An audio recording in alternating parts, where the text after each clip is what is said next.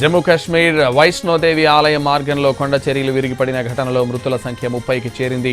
రియాసీ జిల్లాలో ఇంద్రప్రస్థ భోజనాలయ సమీపంలో ఈ ఘటన జరిగింది. కొండ చర్యలు విరిగిపడడంతో సుప్రసిద్ధ మాతా వైష్ణోదేవి ఆలయానికి వెళ్లే 2 మార్గాలను మూసివేశారు. డోడా జిల్లాలో క్లౌడ్ బరస్ట్ కారణంగా 4 మరణించారు.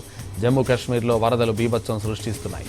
కితువా కిస్తవాడలలో భారీగా వర్షాలు కురుస్తున్నాయి. పలు ప్రాంతాల్లో బ్రిడ్జిలు రోడ్లు కొట్టుకుపోయాయి.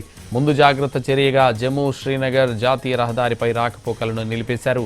చీనాబ్ తావి రావిలతో పాటు హిమాచల్ ప్రదేశ్ ఉత్తరాఖండ్లోని పలు నదులు ప్రమాదకర స్థాయిలో ప్రవహిస్తున్నాయి.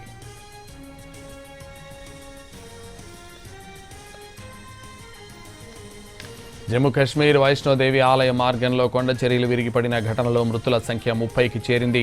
రియాసీ జిల్లాలో ఇంద్రప్రస్థ భోజనాలయ సమీపంలో ఈ ఘటన జరిగింది.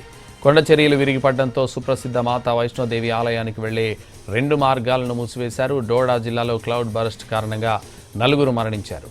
జమ్మూ కాశ్మీర్లో వరదలు బీభత్సం సృష్టిస్తున్నాయి. కితువా కిస్తవాడల్లో కూడా భారీగా వర్షాలు కురుస్తున్నాయి. పలు ప్రాంతాల్లో బ్రిడ్జిలు రోడ్లు కొట్టుకుపోయాయి.